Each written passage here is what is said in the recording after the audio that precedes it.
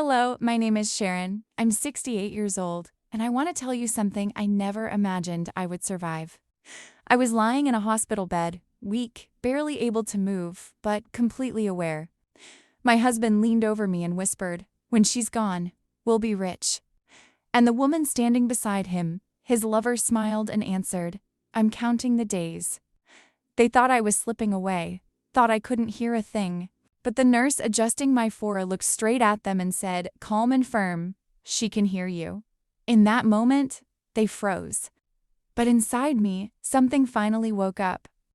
That same night, while they were somewhere celebrating my supposed end, I quietly signed the documents that protected everything they planned to steal. I took back my name, my dignity, my life. What came next changed everything. And it's a story you won't believe. But before we continue, make sure to subscribe to the channel and write in the comments where you're watching from. I love reading your messages and knowing where you're from. Now let's understand how this story truly began. I remember the smell of antiseptic more vividly than anything else from that night. It clung to the air in the hospital room like a cold, invisible fog. My lungs burned with every breath, each inhale sounding like paper tearing inside my chest. Pneumonia had left me weak, drifting in and out of consciousness, yet my mind, somehow, was still awake enough to recognize voices, familiar ones.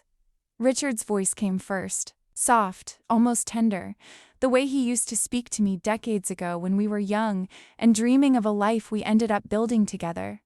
But there was something different now. An undertone I couldn't name at the time, but that I would soon understand too well. "When she's gone," he whispered. So close I felt the warmth of his breath. "We'll be rich." I stopped breathing for a moment. My heart thudded once, painfully slow. I didn't move, didn't open my eyes. Maybe I couldn't. Or maybe I already knew that if I opened them, the last illusion I clung to would shatter. Vanessa's voice followed, warm and sweet like honey, but laced with something rotten beneath the surface. "I'm counting the days," she said, and I imagined her smiling, the same smile she used when she came to our house for dinner, when she hugged me on holidays, when she laughed at Richard's jokes. I would have thought I was hallucinating if I hadn't heard the sound of metal against metal, the nurse adjusting my forepole. And then, Nurse Jennifer's voice sliced through the room like a blade. Calm, professional, but with an edge of disgust. "She can hear you." Everything froze. Maybe even time itself. Vanessa's breath hitched. Richard's shoes scraped on the floor. His chair creaked as he leaned forward. "Sharon," he said, his voice cracking as if fear were crawling up his throat. "Honey, you're confused. The medication." But I didn't react. Kept my eyes closed just enough that they would think I was drifting again. I steadied my breathing the way I'd once steadied myself birthing our son Marcus, long, careful, measured. Inside, however, something was breaking apart. Not fast, not violently. Slowly. Like a porcelain figure developing hairline fractures that no one notices until the whole thing collapses.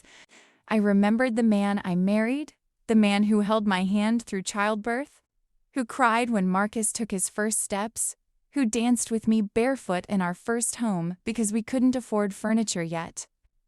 I remembered the years we built our business from nothing. Staying up late, filling out paperwork, dreaming of security for our future. But the man who sat beside my hospital bed that night wasn't the man I had loved. And I wasn't sure when the change had happened, or whether it had always been there, waiting beneath the surface. When Nurse Jennifer left the room, Richard and Vanessa whispered again, this time lower, careful. I couldn't make out the words. Maybe it didn't matter. I had heard enough to understand that while I had been fighting to breathe, they had been waiting for me to stop. Hours passed, maybe minutes. I drifted into sleep, but even in dreams I felt the sharp edges of their betrayal pressing into me. When I woke again, the room was dark, the hallway quiet, and I knew what I needed to do. My hand trembled when I reached for the phone, but my heart was steady, steadier than it had been in years. It took 3 tries to dial Thomas's number. His voice was groggy, thick with sleep, but it filled me with a warmth I desperately needed. "Sharon? What's wrong?" "I need you to come to the hospital," I whispered. "Tonight. Bring the papers we discussed last year."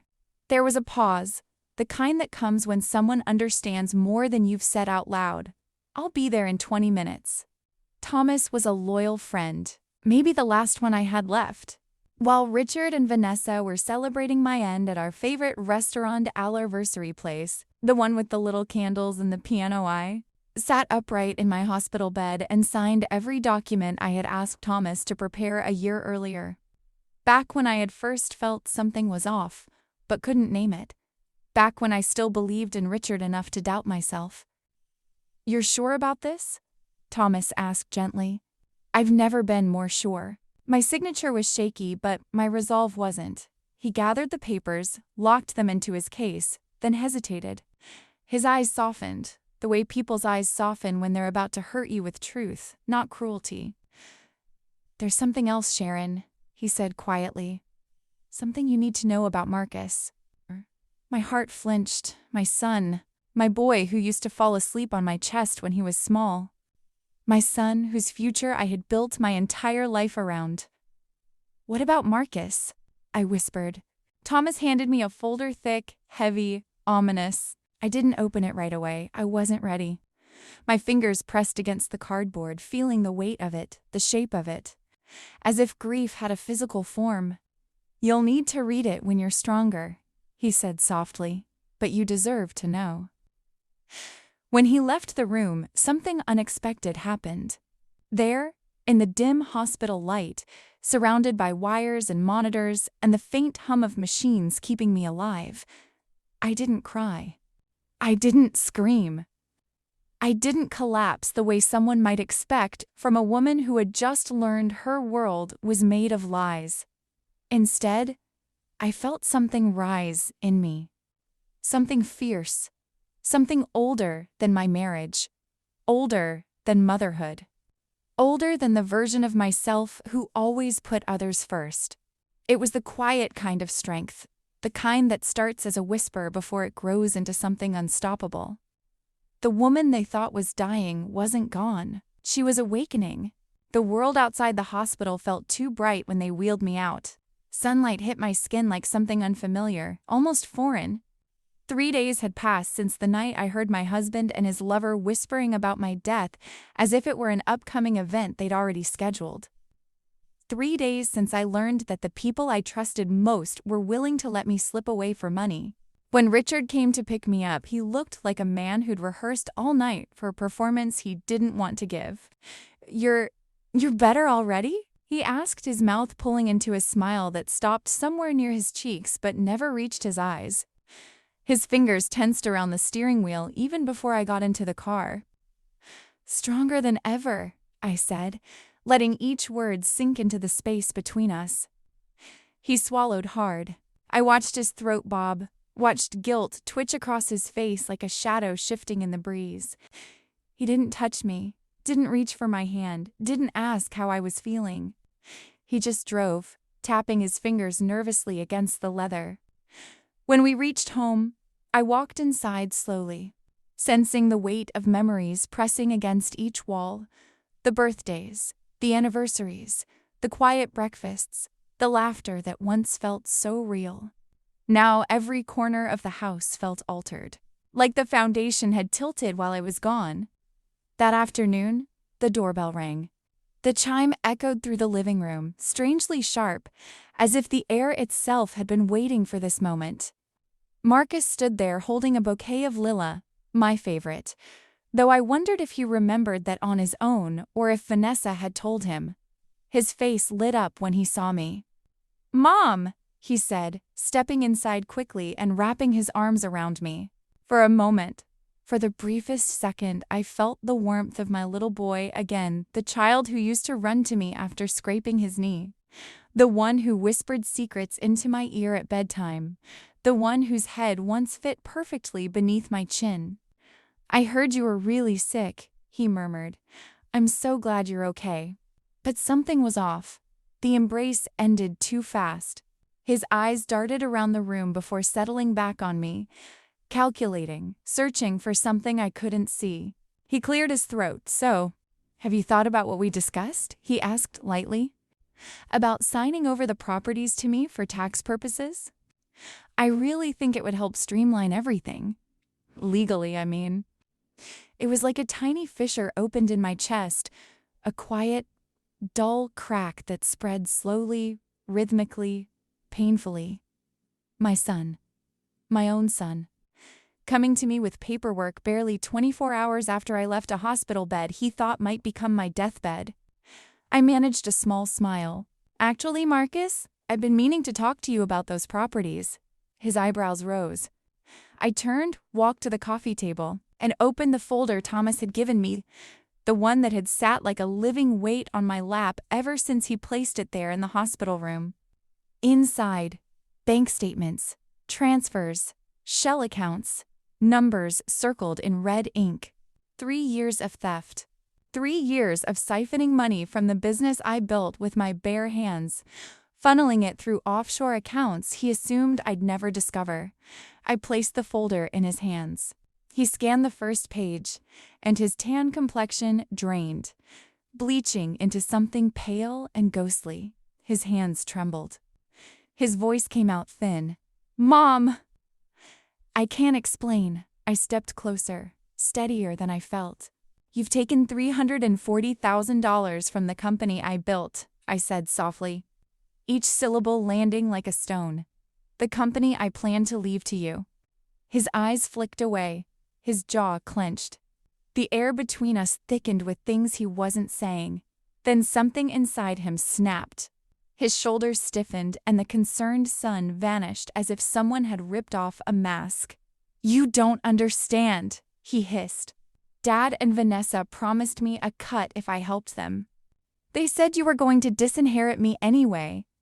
The words hit me like a punch. Dad and Vanessa.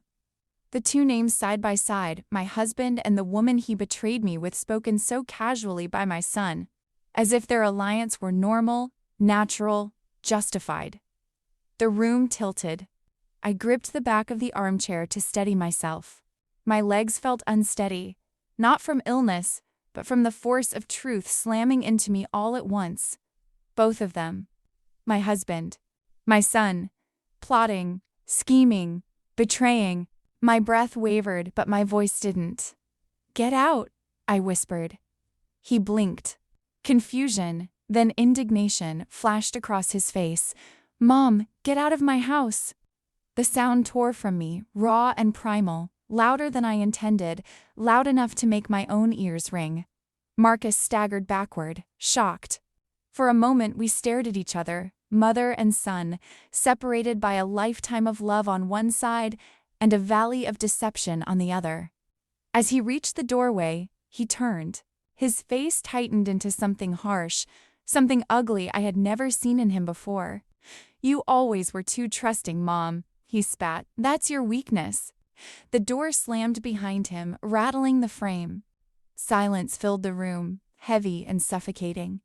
I sank onto the couch, pressing my hand to my chest, feeling the rise and fall of my breath as if it belonged to someone else. My heart ached, not from illness, not from exhaustion, but from the devastating truth that the child I raised, the one I shaped with gentleness and guidance, had chosen greed over me.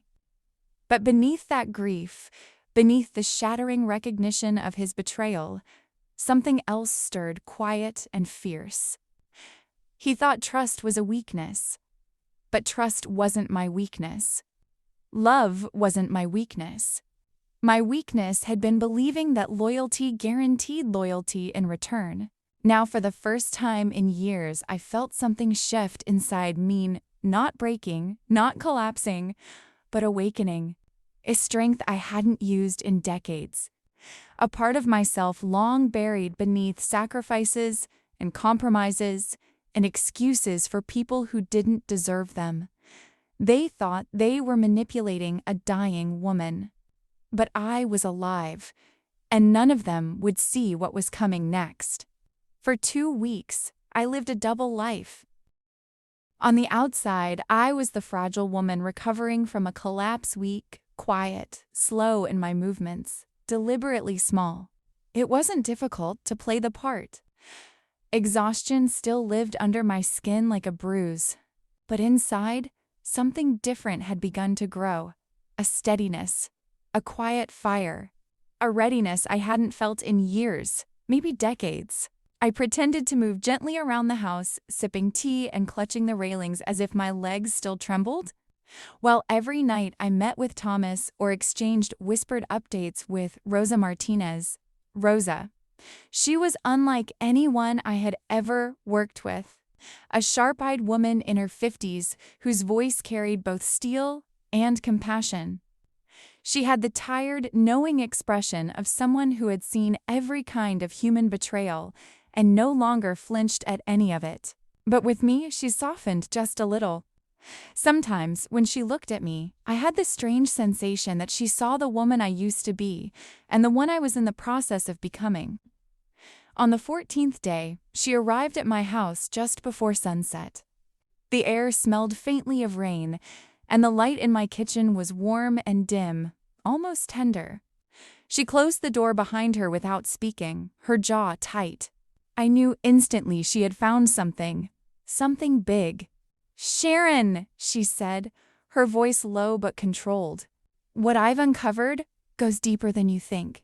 She laid a thick folder on my kitchen table and began spreading papers, photographs, screenshots, signatures, each one a small, precise blade slicing into the life I thought I knew. I felt my pulse in my fingertips as I reached out, touching the edges of the documents as if they were fragile. It was all there. Richard and Vanessa had been planning this for 5 years. 5 years. The number kept echoing in my mind, hollow and cold. It took me a moment to place that timeline. 5 years ago was when Vanessa joined our company, when she started calling me Mrs. Harper with that polished smile, always too polite, too eager, too careful. Rosa exhaled slowly, pushing a spreadsheet toward me. They transferred assets gradually, small amounts at first, nothing that would raise suspicion. Then larger sums disguised as operational expenses. Shell companies, offshore accounts, they built an entire financial skeleton behind your back. My throat tightened. I stared at the papers, but the lines blurred. Rosa's voice softened, but she didn't hold back. "Last year," she continued, "they attempted to have you declared mentally incompetent. They filed preliminary inquiries through a connected physician." I felt the world tilt for a moment. A pressure built behind my eyes, but I forced myself to breathe slowly, deliberately. I didn't want to cry, not now. Not in front of evidence this ugly. But Rosa wasn't done. "There's more," she said quietly. I looked up, and her expression warned me that this next piece would hurt in a different way. "Vanessa isn't just his mistress," she said. "She's his second wife. They got married in Las Vegas 2 years ago." For a moment, I stopped breathing. The room seemed to contract around me, the walls bending inward. I felt heat rise, not like anger, but like humiliation, like someone had peeled back my skin in public. Bigamy. He had married her. While he was still married to me. While he was still lying next to me every night, kissing my forehead, touching my hair with those same gentle, deceitful hands. A tremor passed through me. I gripped the edge of the table because my body didn't seem to know how to stay upright. But Rosa wasn't watching me with pity. She was watching me with the calm patience of someone who understood that devastation could be survived, that it often carved the path to something sharper, stronger. "I'm sorry," she said softly. I nodded, though there was no real response for something like that. A part of me felt like I had died the moment she said the word wife. But another part of me, the part that had been quiet for years, began to stir. Then Rosa pulled out her phone. is the worst of it," she said, and her voice had dropped to almost a whisper. "And the most important." She tapped a screen, and a video opened. It came from a hidden camera she had placed in Richard's office. I saw my husband, and my son Marcus sitting together, laughing, drinking scotch as if they hadn't shattered my life just weeks before. Then I heard Richard's voice, clear and casual. "Your mother is so naive. She actually believed I loved her all these years." I felt my heart crack sharply like ice breaking on a frozen lake. But the next voice, my son's, cut even deeper. "Well," Marcus said with a smirk I had never heard from him before, "her money loved us back, didn't it?" They clinked glasses. A toast to my stupidity, a celebration of their cruelty. Something inside me broke in that moment, but not in the way I expected. It wasn't a collapse, it was a shift. A quiet, irreversible shift. The Sharon who had spent her life believing in softness, forgiveness, family. She died right there in that kitchen. And from her ashes, something new began to take shape. When the video ended, I felt impossibly calm, like the eye of a storm had settled inside me. "Rosa," I said, my voice steady, cold, even. "I want to destroy them. Legally, publicly, and completely." A small smile tugged at the corner of her mouth, approving, fierce, almost proud. "I was hoping you'd say that," she said. I began my counterattack not with fury, not with confrontation, but with something far more disarming and kindness. Real kindness, the kind that had always been my nature, except this time it was sharpened into strategy. I would help others the way I always had, but now each act of generosity carried an intention, a purpose, a quiet power. If Richard and Vanessa wanted to paint me as unstable and incompetent, then I would stand publicly as the opposite, present, capable, admired, respected. I would shine so brightly that their shadows couldn't stretch far enough to touch me. The Phoenix Community Foundation had always been close to my heart. I used to volunteer there years ago, before Richard's business demanded more of my time, or rather, before Richard demanded more of me. So when I called the director and offered to organize the largest charity gala they had ever held, she was stunned into silence. Then she cried. Actual tears. That moment, her gratitude, her disbelief, filled me with something I hadn't felt in a long time, meaning a sense that I was needed for something good, something that had nothing to do with money or status or manipulation. When I announced the gala to Richard, he stood in the kitchen doorway with his arms crossed, pretending to look concerned. "Sharon, you should be resting," he said, his voice dripping with false tenderness. The performance was almost impressive. If I hadn't seen the video of him laughing about how naive I was, maybe I would have still believed him. But now, everything he did looked like cheap acting. "Nonsense," I replied brightly, smiling wide enough to make him squint in suspicion. "I feel more alive than I have in years." For a moment, his eyes flicked downward, calculating. I could almost see the gears turning if I was truly getting better. Then I was harder to control, harder to manipulate, harder to dispose of. He forced a smile anyway. "That's wonderful," he said, but the stiffness in his voice told me everything I needed to know. The gala was scheduled for 3 weeks away. 3 weeks to set the stage, gather allies, reshape my public image, and sharpen every tool Rosa and Thomas had handed me. While I planned floral arrangements and coordinated caterers, I also filed for divorce. Quietly, secretly, through a lawyer in another state, someone far enough outside. Richard's fear of influence that no whisper of it would reach him until the exact moment I was ready. I also contacted the IRS and the Arizona Attorney General's office, sending them the evidence Rosa had gathered. Each document was a spark added to a fire that would soon become an inferno. Fraud, embezzlement, tax evasion, bigamy, Identity manipulation. Their crimes weren't just unethical, they were criminal at a level that could collapse everything Richard had built. And I wasn't afraid anymore. Fear had already taken everything from me. There was nothing left for it to steal. One evening, Richard came home early, his footsteps heavy in the hallway. I could sense something unsettled in his energy, like he knew a storm was forming but couldn't see its center.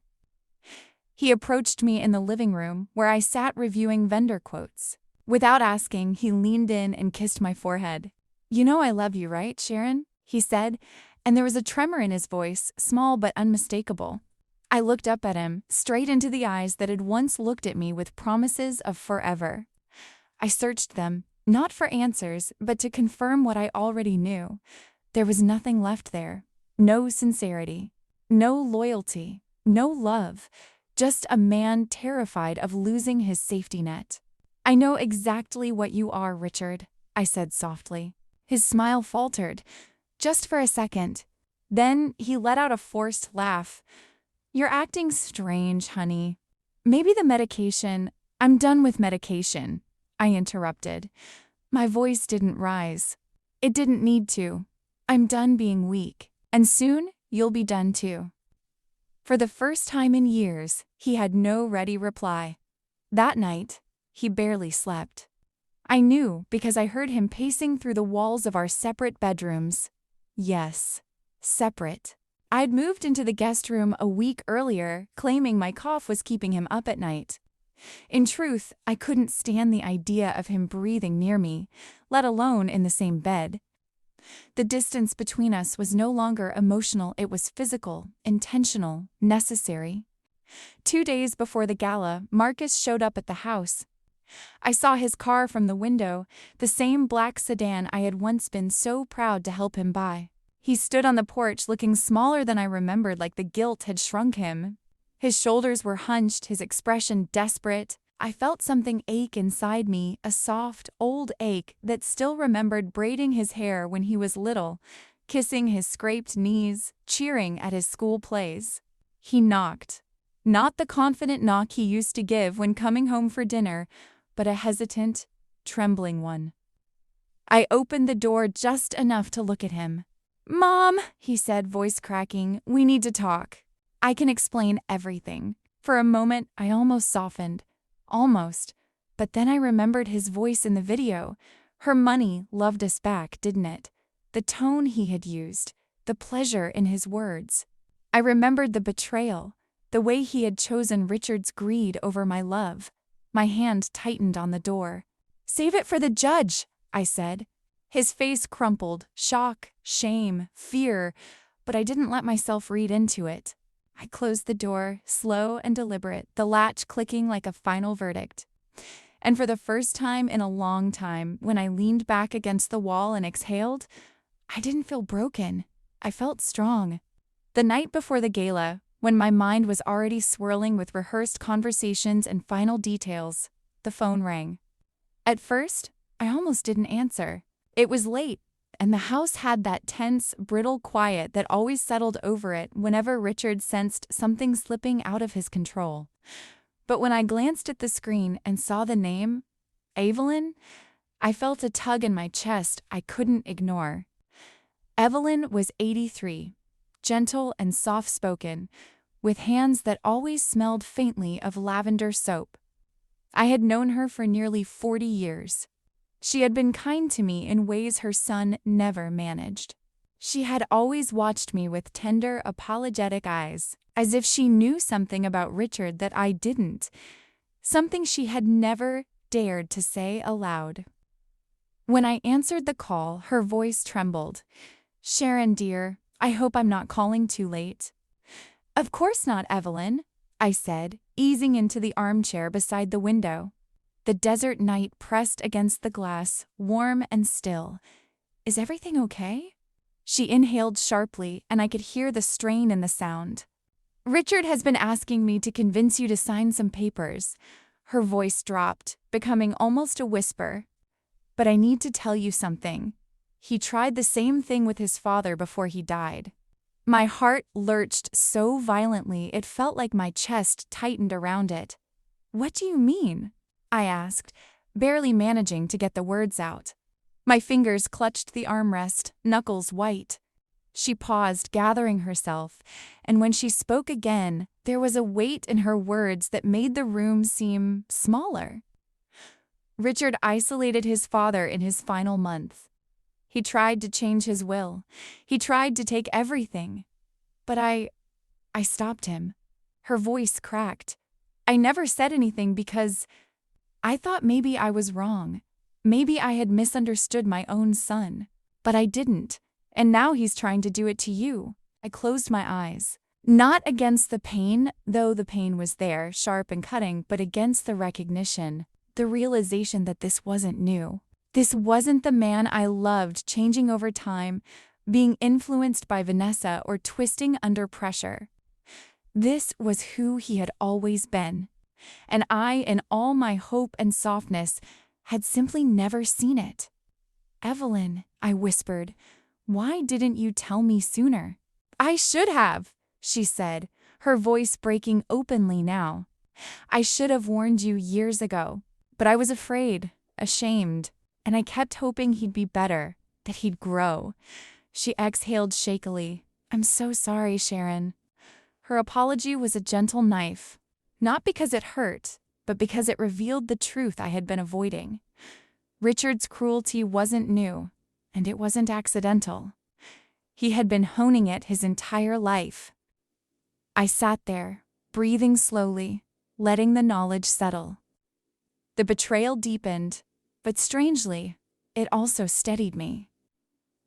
It clarified everything. My instincts hadn't failed me. My love had blinded me. "Evelyn," I said softly, "would you be willing to testify to this if needed?" Her answer came without hesitation. "Absolutely. That boy needs to learn he can't keep hurting the people who love him." A warmth rose in my chest, not joy, not relief, but a quiet, profound gratitude. I wasn't alone. I had someone who knew the truth long before I did. Someone willing to stand beside me. We spoke for a few more minutes, but I could feel her growing tired, so I thanked her and let her rest. After the call ended, I remained in the darkened room for a long time, hearing only the soft hum of the house and the faint echo of Evelyn's trembling apology. This was the second twist, a truth I hadn't known to look for. Richard wasn't corrupted by greed. He was born into it, molded by it. I had married a man who had already been shaped into a weapon, and I had spent decades trying to soften him. I stood and walked to the mirror. The reflection that stared back at me was calmer than I expected, stronger. The lines on my face seemed less like signs of aging and more like the record of everything I had survived. My eyes, sharp, clear, and unflinching, held a steadiness that had taken 68 years to earn. The next morning, sunlight streamed through my bedroom as I prepared for the gala. I opened the garment bag slowly, almost reverently. Inside was the emerald green dress I had chosen weeks earlier. It shimmered softly in the light, elegant and commanding without being ostentatious. When I stepped into it and pulled the zipper up, I felt myself settle into a new version of who I was becoming, someone powerful, radiant, and completely done with being underestimated. I styled my silver hair in soft waves that framed my face, applied makeup that highlighted my cheekbones and warm brown eyes, and clasped the delicate necklace Richard had given me on our 10th anniversary. I wore it not out of sentimentality, but as a reminder, a symbolic reclaiming of every part of my story that he had tried to taint. When I looked at myself again, I barely recognized the woman standing there. This wasn't the frail, sickly figure Richard expected to wheel into the gala. This wasn't the trembling wife he thought he could manipulate or discard. This was the moment I had been building toward. The moment when truth would rise to the surface, uncontainable and brilliant. A soft knock came at my door. Richard's voice followed. "Sharon, are you ready? We should leave soon." I walked toward the door with measured grace. When I opened it, his eyes widened slightly. Just a flicker. But I saw it. Surprise. Confusion. Maybe even fear. "I'll meet you there," I said, my tone warm but impenetrable. "I have some preparations to make." He hesitated, searching my face, but I didn't give him anything to read. Eventually, he nodded and left. I watched from the upstairs window as his car rolled down the driveway and disappeared around the bend. Only then did I allow myself the smallest, quietest smile. He had no idea what was coming. The Phoenix Grande Hotel looked impossibly elegant that night, as if every crystal, every polished surface, every soft swirl of golden light had been conjured specifically for this moment in my life. The ballroom was enormous, lined with tall windows draped in ivory silk, with chandeliers sparkling like 1,000 suspended stars. Round tables shimmered with silver and emerald accents. Each centerpiece a cascade of white orchids and soft candles that flickered like quiet heartbeats. People moved through the room dressed in satin and tuxedos, their laughter rising and falling like distant waves. This was the battlefield I had chosen. Richard arrived early, which surprised me only slightly. He loved events where he could parade himself in front of people, shaking hands, pretending to be the dependable, respectable businessman he never actually was. But what did surprise me, what made my breath hitch for a single, stunned moment, was that Vanessa was on his arm. Not lurking in the shadows, not pretending to be a colleague or a friend. No, tonight he walked in with her confidently. Proudly, as though parading a trophy he thought no one would suspect. He introduced her to people who didn't know better as our accountant. She wore a long silver dress that glittered aggressively under the chandeliers, a color far too loud for the job she claimed to hold. She clung to his arm with a smile that tried too hard, her fingers tightening just a little whenever someone important approached. Marcus was there too, already working the room, smiling, gesturing, laughing as though nothing in his world had cracked or fractured. He moved like a man who believed he could still rewrite the truth before it reached him. When I stepped into the ballroom, something shifted. I hadn't expected the gasp. I hadn't expected the way the conversations fell apart mid-sentence. People turned slowly at first, then all at once. Eyes widened. Someone's champagne flute nearly slipped from their hand. I heard whispers, different voices blending into a soft, stunned chorus. "She looks amazing." I heard she was at death's door. What a transformation. For a moment, I almost felt self-conscious, the way I had when I was a child walking into a room full of adults. But then I felt the weight of the emerald dress against my skin, the subtle glitter of my earrings brushing my neck, the steady lift of my shoulders, the soft confidence in my breath. I felt my own presence like a warm light settling around me, reminding me that I had every right to shine. Richard's face was unforgettable. He went through a full palette of emotions, shock first, his mouth falling open just a little. Then confusion, as if he were asking himself whether I had somehow cheated death. And finally, unmistakably, fear. He masked it quickly behind a smile, but I still saw the tremor in his jaw. "Sharon," he said, walking toward me with a smile stretched too tight, "you look, well." I leaned in and kissed his cheek with deliberate gentleness, allowing the cameras positioned around us to capture the exact moment. His stiff smile, my serene expression. "I feel reborn," I said softly, letting my words settle like warm oil. Flashes burst around us as reporters snapped photos. The attention made him twitch. Perfect. Throughout the evening, the atmosphere buzzed with music and chatter. Waiters glided between tables carrying trays of scallops and champagne.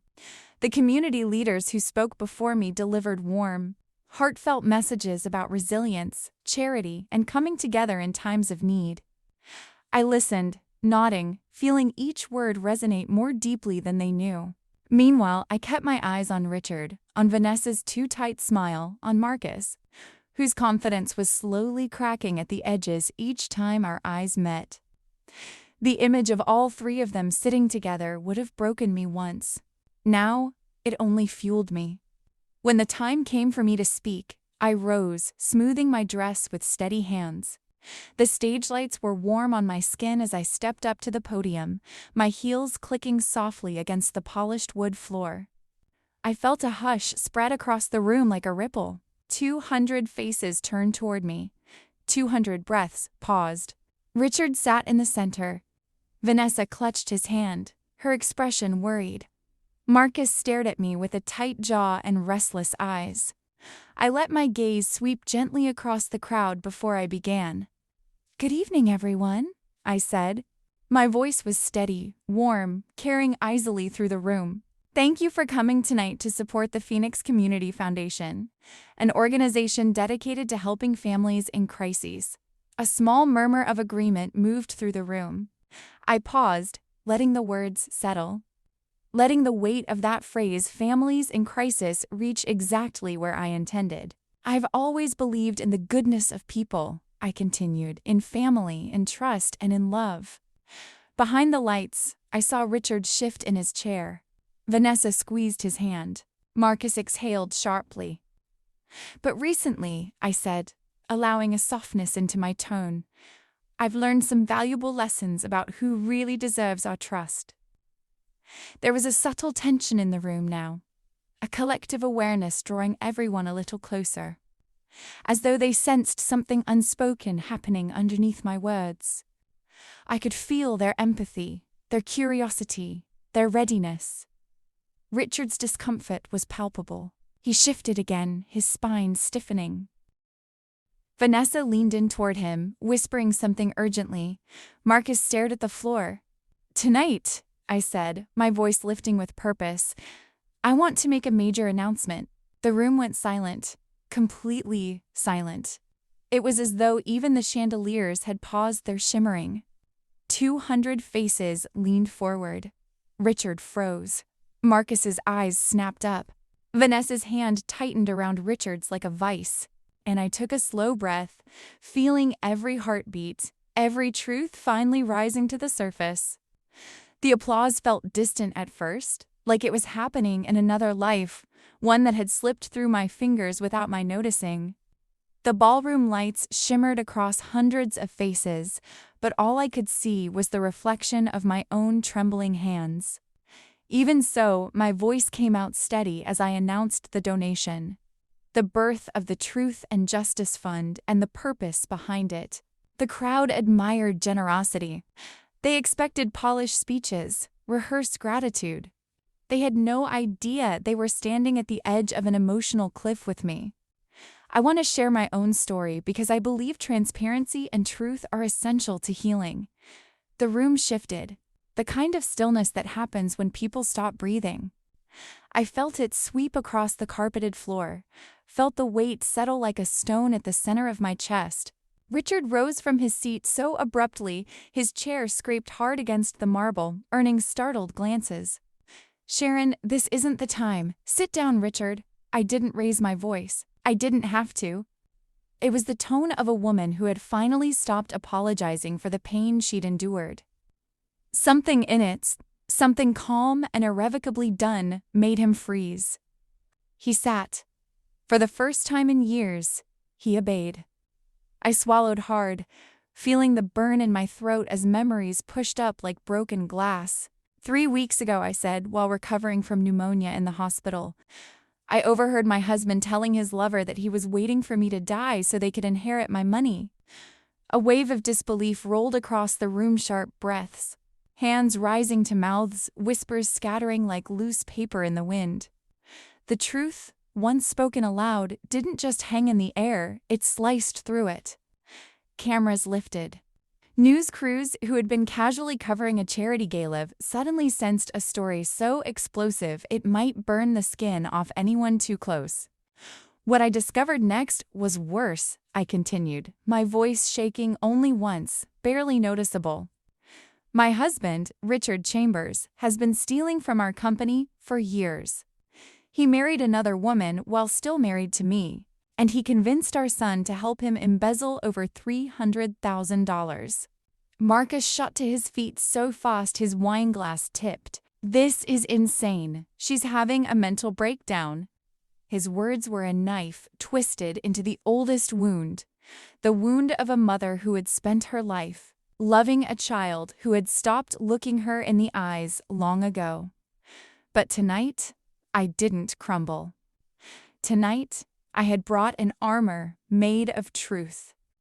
I nodded toward Rosa, who stood near the tech booth with a calmness that anchored me. She pressed a button, and the screens behind me lit up with a chilling precision I had rehearsed alone in my living room, palms sweating, heart threatening to burst. "There," I said softly. "This is your father's voice." Footage filled the room.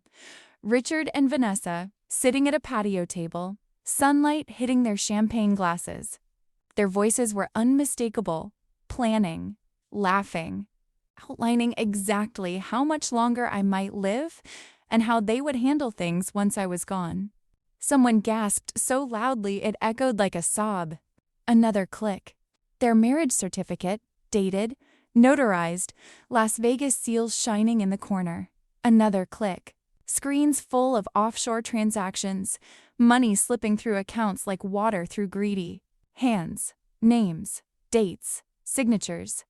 Vanessa bolted first, heels clacking as she tried to sprint toward the back exit. But I had learned from them. Learned the value of being prepared. 2 hotel security guards blocked the doorway with a solemn shake of their heads. She was trapped. Her face crumpled as though she had only just realized consequences were real. Richard's face darkened, the flush creeping up his neck until it turned a violent shade of purple. His hands curled into fists against the table. "You can't do this to me. I'm your husband." The irony almost made me laugh. Almost. Instead, I reached into my small clutch and pulled out neatly folded papers. My fingers brushed their edges the way one might touch a scar that's finally begun to heal. "Actually," I said, letting the papers unfold slowly, "as of 3 days ago, you're my ex-husband. The divorce was finalized while you were busy planning how to spend my money." A hush unlike anything I had ever felt passed through the ballroom, a silence thick enough to touch. Marcus sat down, confusion and betrayal twisting his expression. He wasn't ready for truth. He had never expected it to show up armed. The next words tasted like steel. "Furthermore, the Arizona Attorney General's office and the IRS are here tonight with warrants for your arrest on charges of fraud, embezzlement, and bigamy." 2 plain-clothed officers stepped forward. They didn't need to raise their voices. Their presence alone ended the entire performance Richard had been living in. One officer held out a badge. The other read Richard his rights. People watched with a stunned reverence, as though they were witnessing the collapse of a monument they once admired but never truly understood. Richard's world shattered in real time, his posture collapsing, his hands trembling as the handcuffs locked around his wrists. His eyes darted everywhere, searching for anyone who might save him, soothe him, deny what he had done. But there was no one left. And as he was led through the center of the ballroom past the glittering chandeliers, past the shocked philanthropists, past our son who stared at the floor with hollow eyes, I felt a slow, warm breath leave my lungs. Not triumph, not vengeance, relief. For the first time in years, I could finally breathe. The morning after the gala, I woke to a world that felt strangely heavier and lighter at the same time. My phone buzzed so constantly it seemed alive, vibrating across my nightstand in frantic little bursts. I ignored it at first, lying still beneath the blanket, staring at the soft glow of sunrise on my bedroom wall. There was a quietness inside me I had not felt in years. A stillness that came only after surviving a storm violent enough to rearrange the shape of your soul. When I finally picked up my phone, the headlines stared back like they belonged to someone else. Arizona woman exposes husband's plot at charity event. My name was everywhere. Photos, clips, interviews, commentary. The moment Richard had been handcuffed played in loops on national news. Strangers debated my courage, my pain, my choices. Some praised me, some questioned me, but most simply watched, fascinated by a story they never imagined could happen in a ballroom filled with pearls and champagne. For days, the calls never stopped. Producers, talk shows, morning programs, even a national newspaper. Friends I hadn't heard from in years suddenly remembered me, peppering my voicemail with concern laced with curiosity. I said no to almost everyone. The only interview I agreed to was with Patricia Cole, a local investigative journalist who had spent years fighting to expose elder financial abuse. She understood the issue in a way most didn't, not as entertainment, but as a wound that left permanent marks. When Patricia arrived at my home, she didn't come with a camera crew. Just a recorder, a notebook, and eyes that knew how to listen. "Sharon, why did you choose to expose them so publicly?" she asked gently, her voice careful. "You had the evidence. You could have handled everything privately." I let out a breath that felt like it stretched through decades of silence. Because private confrontations allow people like Richard to continue their deception, I said. They flourish behind closed doors. They twist the truth. They convince others that the victim is confused or unstable. Public accountability ensures they can't hurt anyone else. Patricia nodded, but not in the way reporters nod when they're thinking about headlines. She nodded like someone who understood too well the cost of speaking up. The legal proceedings moved faster than anyone expected. Once the gala footage went viral, the authorities had no choice but to act with urgency. The evidence Rosa and I had collected was airtight, almost painfully so. Every document, every recording, every bank statement had its place. It was as if the truth had been waiting in the dark, ready to flood every room once a single door cracked open. Richard, Vanessa, and Marcus each faced charges so serious the courtroom felt too small to contain them. Richard's business partners sued him for fraud, severing every tie he had left. His reputation collapsed overnight, investors fleeing, employees resigning, the company website taken offline by morning. His accounts were frozen, and his name became synonymous with betrayal. Marcus's fall was quieter but in some ways more tragic. He was disbarred within weeks. I attended the hearing, not out of vengeance, but because part of me needed to see the son I raised finally face something real. His hands shook when the judgment was read. When he looked at me afterward, his eyes held something I hadn't seen in a long time. Not hatred, not arrogance, but a wounded confusion, as if he were finally waking up to the life he had chosen. He faced up to 5 years in prison for his role in the embezzlement. Vanessa's arrest uncovered even more. Rosa had found records showing she had done this with 3 previous employers, always slipping away just before the truth surfaced, always ready to latch on to another man with access to money that wasn't his. Her pattern was undeniable. This time, she wouldn't slip away. But the real twist, the one that gave me a strange, bittersweet sense of vindication, came from someone I never expected to stand beside me. Evelyn, Richard's mother. She had always been polite, distant, a woman who treated emotions like fragile things best kept tucked away. But when she learned what Richard had done, she called me herself. "Sharon," she said as I sat across from her in her living room 2 weeks after the gala, "you were the best thing that ever happened to that boy, and he was too much of a fool to see it." It stunned me. Not because of the compliment, but because of the softness in her voice, the crack in it that revealed years of disappointment she had never dared name. She changed her will soon after. Everything, properties, investments, heirlooms, was redirected to charities supporting elder protection and financial transparency. In her statement, she wrote that Richard had demonstrated a complete lack of moral character.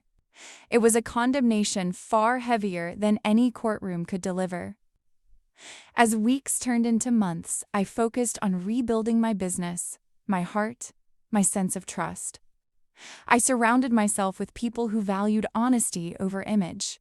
I hired a new team, implemented strict financial controls, and began mentoring young women entrepreneurs through my foundation. It felt like planting in soil scorched by fire, fragile at first, but full of possibility. Still, there was one piece of unfinished business, one final step in my own healing, a message. Not to Richard, not to Marcus, not even to Vanessa. A message to anyone who had ever sat in silence, afraid to speak their truth. A message I wasn't sure how to deliver yet, but I felt it forming inside me. Soft, painful, necessary. I wasn't done. And for the first time in my life, that realization didn't frighten me. It set me free. 6 months had passed since the gala, though some days it felt like only hours separated me from that night. The night everything broke open and everything began again. Time is strange after trauma. It stretches and shrinks, folding itself around memories you didn't ask to keep and lessons you didn't want to learn. But as the months went on, I could feel myself slowly growing into a life that finally felt like my own. When the invitation arrived from the Morning Phoenix television show, I stared at the email for a long time. My first reaction was fear, not of speaking, but of stepping back into the public eye, where people had dissected my pain like it was entertainment. But as I read the message again, something gentler rose inside me. This wasn't about exposing anyone. This wasn't about Richard or Marcus. This was about helping others avoid the traps I had stumbled into with a heart too willing to forgive. So I accepted. The morning of the taping, I stood in front of my mirror and fastened a pair of pearl earrings I hadn't worn in years. They had been a gift from Evelyn on my 10th wedding anniversary, a time when I still believed Richard was a decent man. I wore them now not as a symbol of the past, but as a reminder that every woman, no matter her age, carries pieces of who she once was into who she becomes. I chose a powder blue suit that made me feel both soft and strong, a balance I hadn't known how to embody before all this happened. Softness had once felt like a weakness. Now I knew it was a form of courage. My silver hair fell lightly around my shoulders, and when I looked at myself fully, I saw a grandmother. Yes, Zemma's grandmother. Always. But I also saw something new, something fierce. A woman who had walked through fire and found her voice on the other side. The studio lights were warm, almost comforting, when I sat opposite the host, Jennifer Martinez. She introduced me with a kindness that helped dissolve the knot in my stomach. When the cameras went live, she smiled in that practiced, welcoming way hosts do, but her eyes held real empathy. "Sharon, thank you for being here," she began. "I want to start with a question many people have asked. How did you find the courage to fight back?" For a moment I hesitated, feeling the weight of the truth pressing gently against my ribs. "I didn't feel courageous at first," I said softly. "I felt heartbroken, betrayed. I felt like my life had been taken apart piece by people I loved. But eventually I realized that staying silent would be another form of betrayal. This time of myself, and of all the other victims who don't have the resources or the support or the strength to speak out." Jennifer nodded. I could see she understood how much those words cost me. We moved through the warning signs one by one, the subtle isolation, the sudden interest in finances, the pressure to sign documents under the guise of helping, the small moments when a loved one's tone shifts from caring to controlling. I spoke slowly, carefully, choosing words that might reach someone sitting alone at home, unsure whether their fears were valid. Then Jennifer's expression shifted slightly, signaling a delicate topic. One viewer submitted a question we've received several times. "Has Richard or Marcus tried to contact you?" I breathed in, searching for that steady place within me. "Richard has sent letters from jail," I said. "Apologies, excuses, promises to change. I returned them unopened." Forgiveness is not a door he gets to walk through just because he asked. And Marcus? Jennifer asked. Marcus wrote once, I said, feeling the familiar ache beneath my ribs. Sletter blamed me for his arrest. It told me everything I needed to know about where he still is emotionally. I hope he grows, truly. But I can't carry his guilt or his denial anymore. The audience was quiet. Even the cameras felt still. And how are you now? Jennifer asked gently. I smiled, and the smile felt real. Not performative, not forced, but born from a place I had worked hard to reach. I'm thriving, I said. I've reconnected with friends I lost touch with. I've expanded my charity work, and most importantly, I've learned that being kind doesn't mean being weak. It means choosing your battles wisely. It means standing up for what's right, even when your voice shakes. We finished the segment, and the moment the camera switched off, I exhaled a breath I hadn't realized I'd been holding. The producers thanked me, Jennifer hugged me, and for the first time in a long while, I felt like my story had been used not as spectacle, but as a lifeline. I was walking toward my car in the parking lot when I heard footsteps behind me soft, hurried, uncertain. When I turned, I saw a young woman, maybe in her early 30s, with tears streaming down her face. She looked as though she had been holding them in for years. Mrs. Chambers?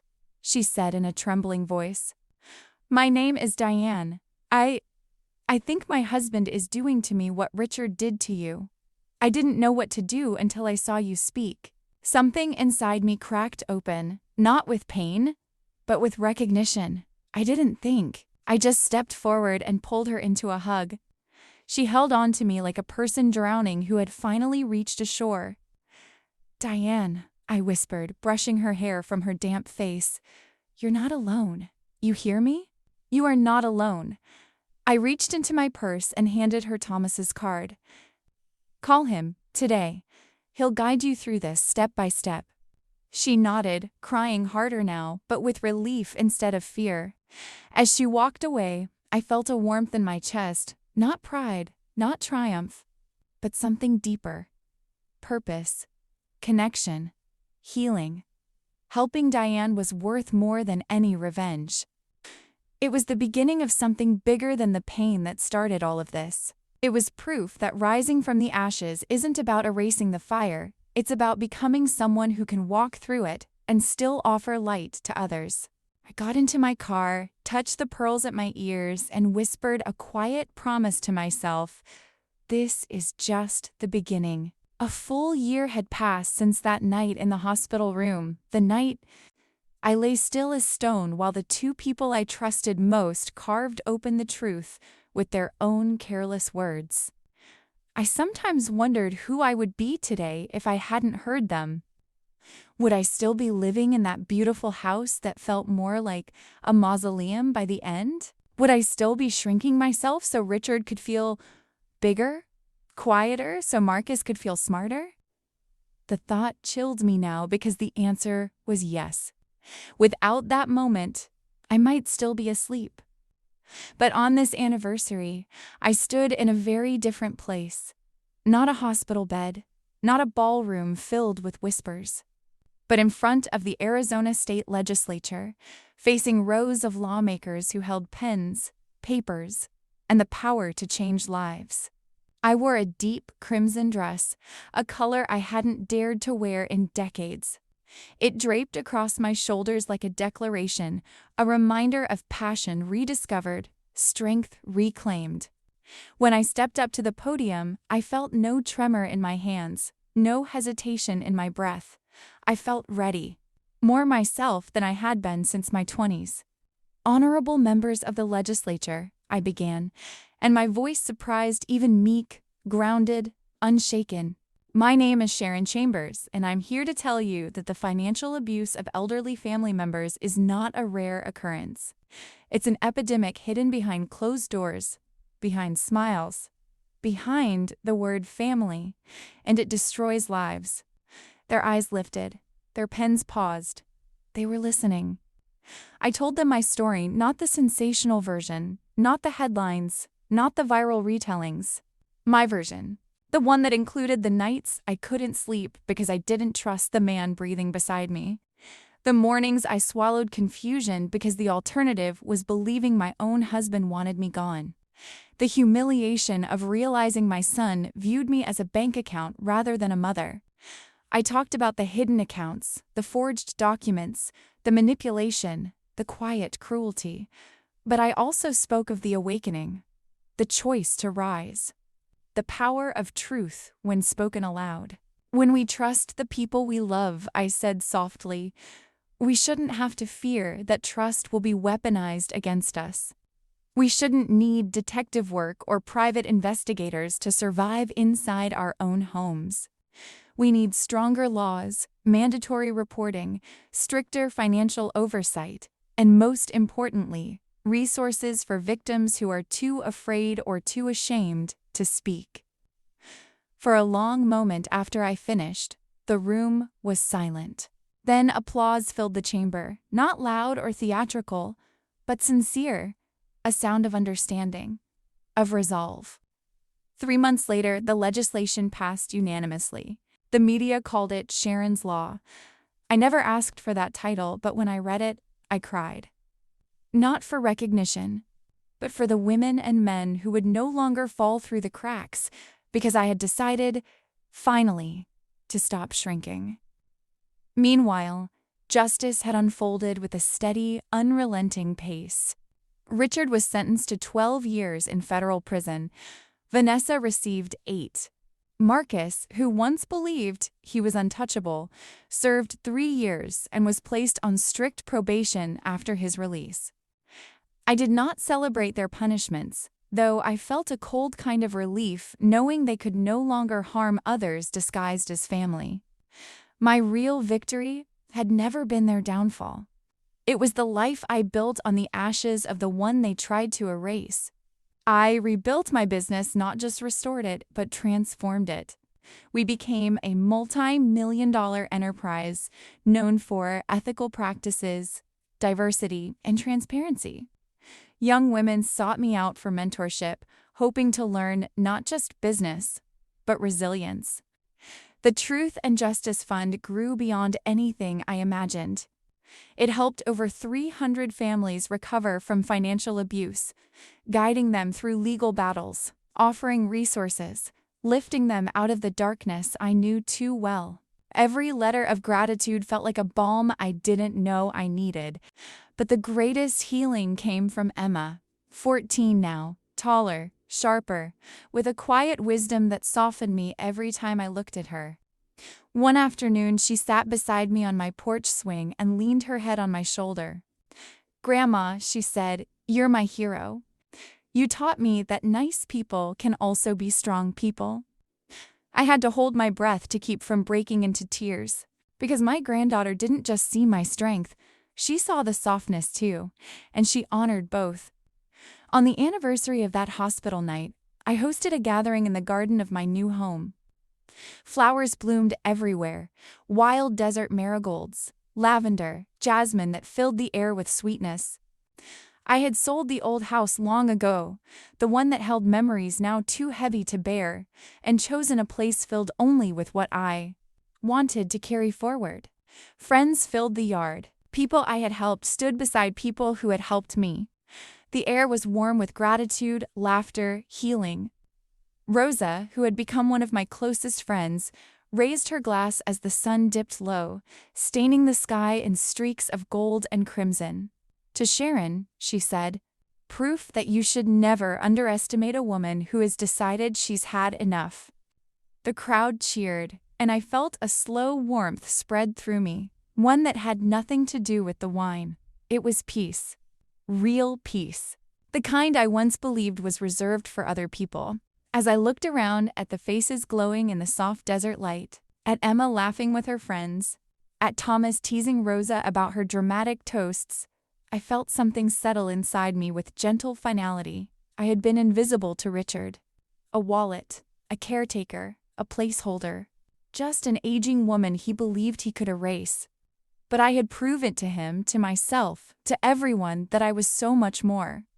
The best revenge had never been destroying them.